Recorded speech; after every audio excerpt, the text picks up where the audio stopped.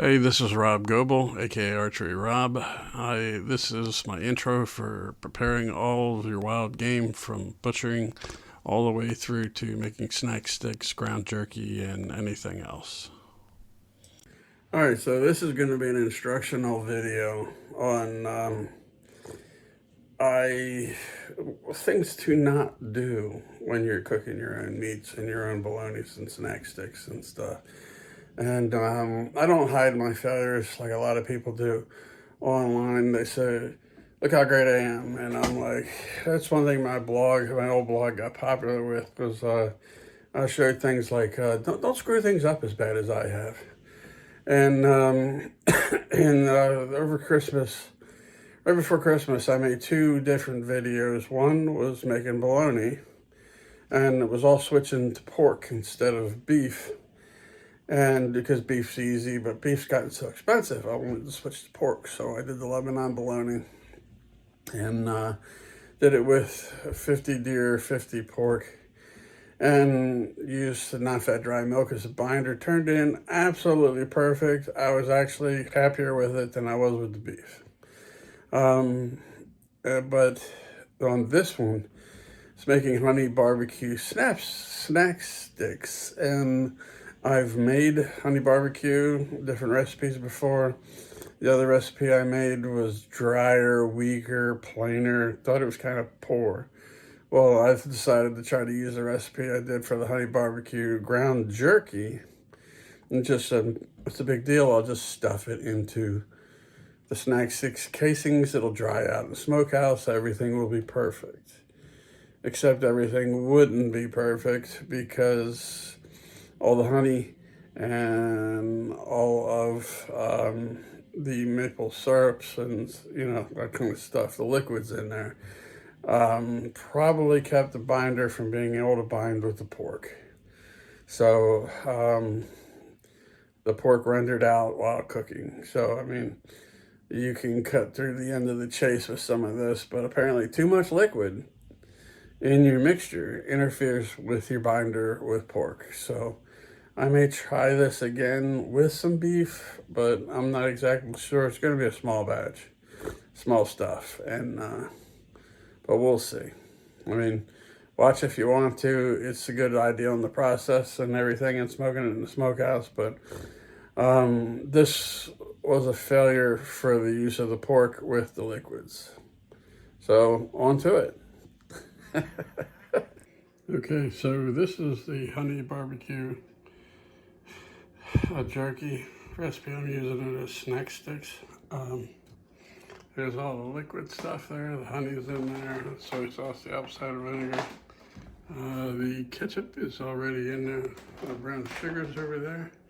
And there's the other dry mixtures. And the meat's gonna go in here in a second. Okay, here is the honey barbecue batch all mixed up. I'm not sure, maybe I'd grind the pork a little bit finer. Maybe on a finer grind than a medium grind. Some of the fat looked a little big, but there's where processing your own deer comes in. This was done at the processor, and that's deer fat that's hardened out and come out against the sides of the mixture, so I gotta scrape that out and clean that off. And this will go into 21 millimeter skins and get run in the smokehouse. All right, so today is the Monday before Christmas. This is the day after making the Lebanon bologna, and we're here to work on the honey barbecue snack sticks. I made honey barbecue snack sticks before, but the recipe was entirely too weak. So this one, honey barbecue, I had used for the jerky. If you see one of my other videos, for the ground jerky. And it's a very wet mixture, but I thought I'm gonna cook all the moisture off in the smokehouse, so I'm going to give it a shot. I got my stuffer here, you can't see. I can't get that, and I got the skinny tube on it. I've had trouble. I used these casings from the sausage maker. 21 millimeter 17-1511 collagen casings, brown. and they work pretty damn good. They're 21 millimeters, which is almost 3/4 of an inch. They're not like Slim Jims. I can't get the 19s and the 17s on this stuffer tube unless they're get this opening to take this tube and the hole. I can't get that hole, you see right there, onto the stuffer tube. It's actually kind of tight right here. This is actually very tight going on. The 19s won't fit unless you open the casing up and hand load the whole thing without it being compressed like this already, which I'd rather have thicker casings to make my life easier. So that's what I'm going to use. I'm only going to show you stuffing one casing, and it's the way I do it for hanging in my smokehouse. I use like a 15-inch rope, tie it on the end, run 6 feet out, loop it back over, tie it in the middle, and then tie a loop to hang on the poles. And I'm just going to do a quick video of that. And that's it. Then I'm going to stuff the rest, and then the rest of the video is going to be cooking them in the smokehouse. So, all right.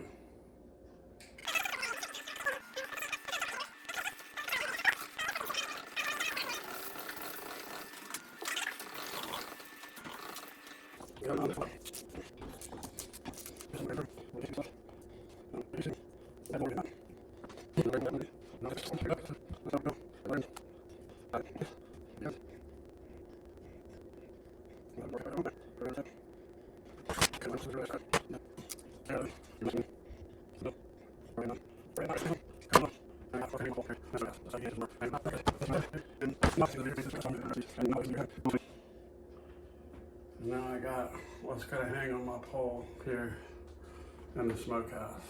So it's about 18 inches or more hanging from the top. That goes into my toe here.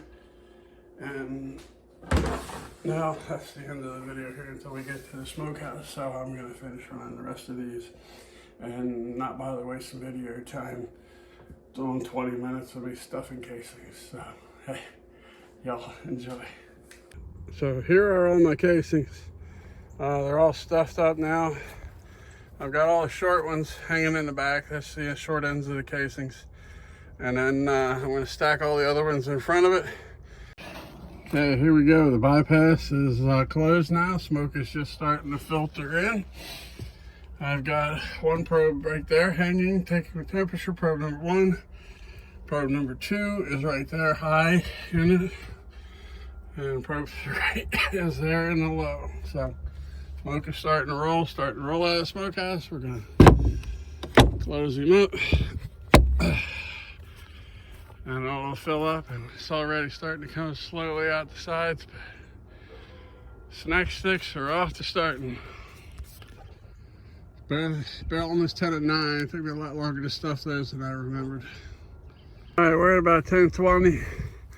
And heated up, smoking pretty good, but we're looking like I got 109, 106, 104, and I've had to slow it down. It was taking off pretty quick, and I want to smoke slow and long, because this is a really wet mixture. Push some of the moisture out. That moisture collecting underneath, so hopefully it's doing that.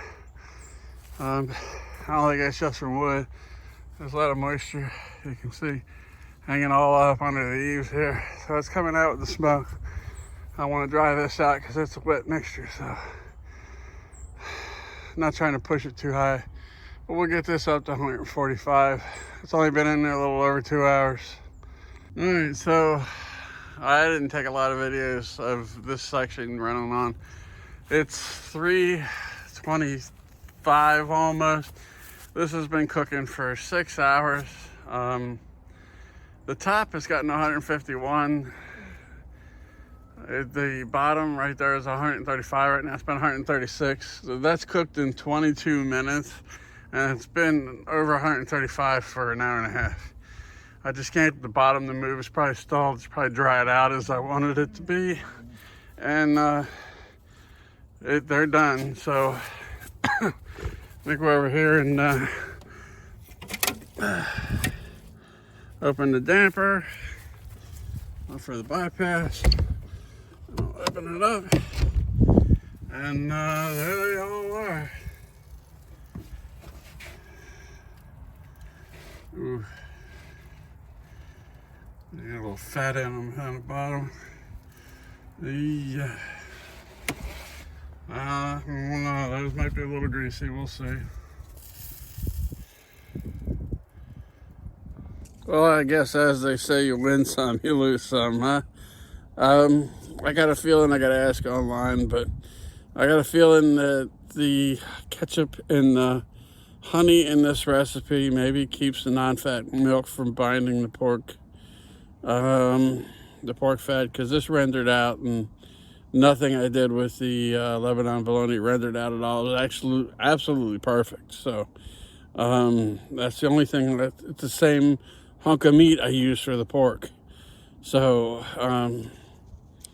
you know, didn't take the temperature too high, didn't do anything different than it rendered out. So it has to be the other ingredients that are keeping it from binding. I'm gonna have to ask. So maybe this recipe has to be done only with beef. And these aren't going to be the greatest sticks, but I'm still going to eat them. The dogs will love them. I got one here, and Archie's over there. They'll help me eat them. But anyway, I hope you all learned something from this. It's been nice running the smokehouse. I went and poked holes in all the casings, and now I'm heating it back up. I'm going to run it 175 for an hour. See if I can get a lot of that fat to drain out of them. I'd rather have them a little drier than a little greasier, so we'll see. Take care.